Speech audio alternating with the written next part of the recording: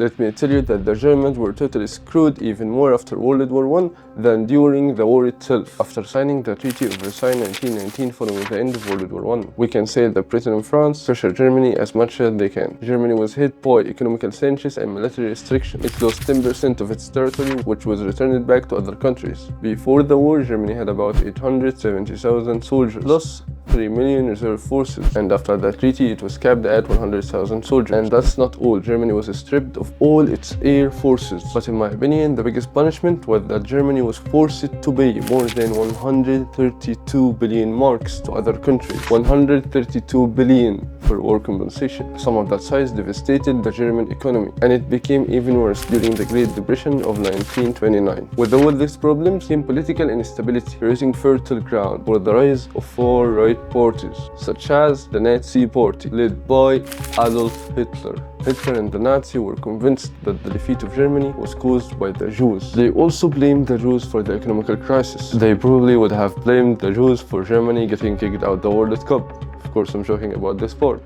The Nazis twisted people's loyalty to their country, making them convinced that they have to get rid of the Jews if life was to improve, to make Germany great again. After the Nazi Party won the parliamentary majority in 1932 and Hitler became the chancellor, they began psychologically conditioning the population to exterminate the Jews. The Nazis used every force of intimidation imaginable: burning properties, burning books, forced displacement, expulsion from school, expulsion from jobs, every force imaginable. In 1939, at the beginning of war in Poland, they gathered around 3 million Jews and isolated them from society in a small district called ghettos. When Germany invaded the Soviet Union in 1941, the term "the final solution" emerged, and they formed the SS units, for mobile killing units that travel from place to another, gathering Jews, lining them up beside trenches and shooting them. One of the most famous massacres was Babi Yar in Ukraine. Around 35,000 people were killed in 2 days. That's roughly around 730 people per hour. Within a single year, the SS unit had already killed about 1.3 million Jews. After the Wannsee Conference in 1942, the Nazis established the death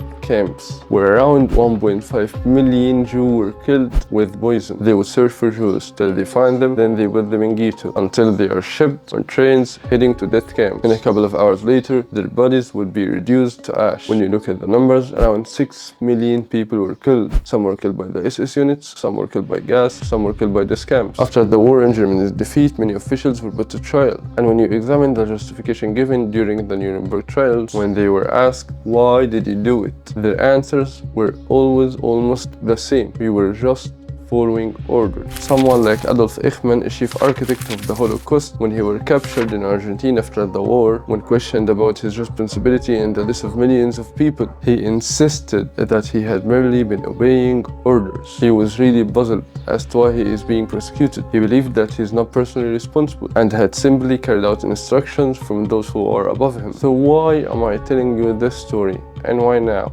And what does it have to do with us? The point is that this chain of events became the primary motivation for one of the most controversial experiments in psychology, Stanley Milgram obedience experiment. Stanley Milgram, a psychologist at Yale University who conducted an experiment in 1961. He was asking a simple question: were Germans somehow more inclined to obeying authority, or could normal people also carry out orders that would harm others? To investigate, Milgram placed an advertisement in the newspaper looking for volunteers for a study. The advertisement claimed that the study is about the effect of reward and punishment in learning. In reality, that has nothing to do with the purpose of the experiment. It was simply a cover story. They recruited 40 participants from various backgrounds. Each participant would arrive and be introduced to another person named Mr. Wallace. Mr. Wallace was actually part of the experiment and only pretending to be another volunteer. The two men would draw lots to determine who's going to be the teacher and who's going to be the student. Of course, the drawing was rigged. Mr. Wallace would always be assigned to the role of the student, and the participant was always being assigned to the role of the teacher. Mr. Wallace would then be strapped on a chair in another room. In another room would be the participant with the experimenter. In front of the participant,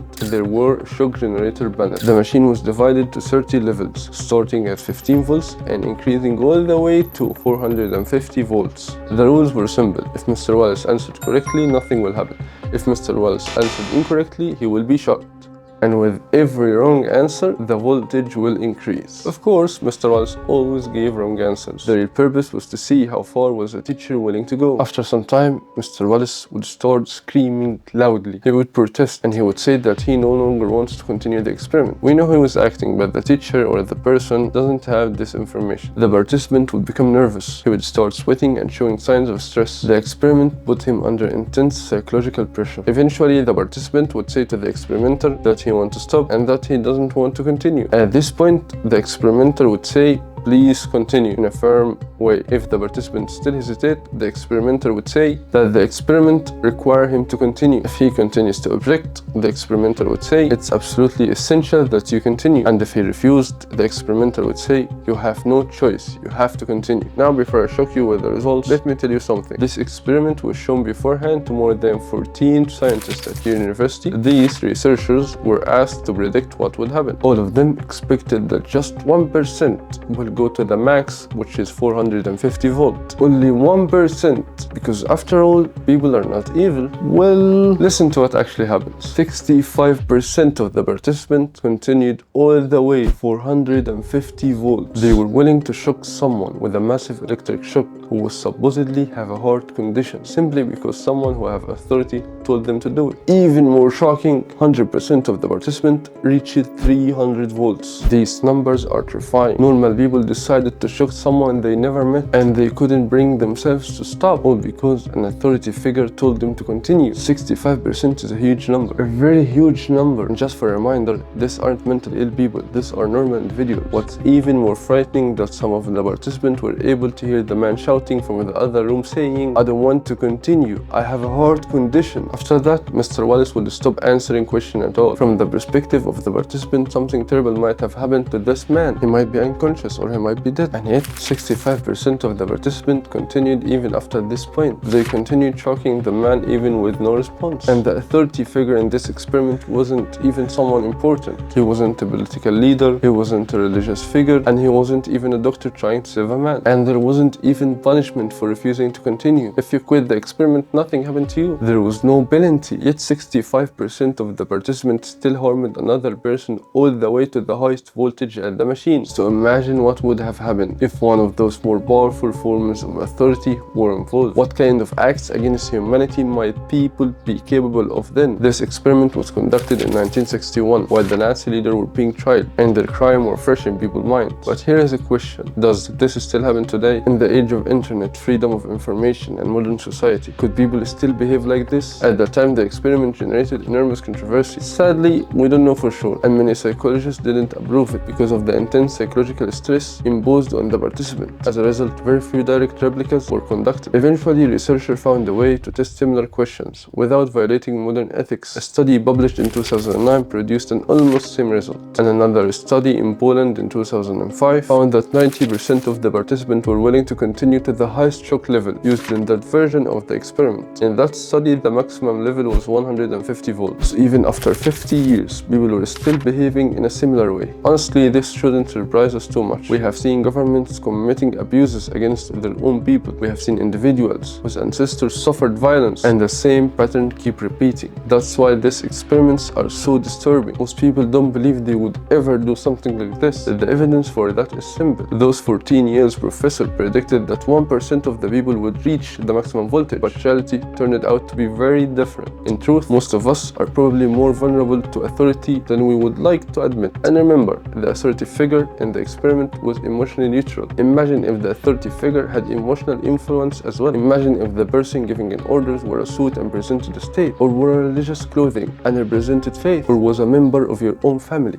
What might have happened then? The experiment doesn't claim that obeying authority is always good. The experiment simply shows us how far obedience to authority can go. And finally, please subscribe and like and watch the previous episode, and join us again next week.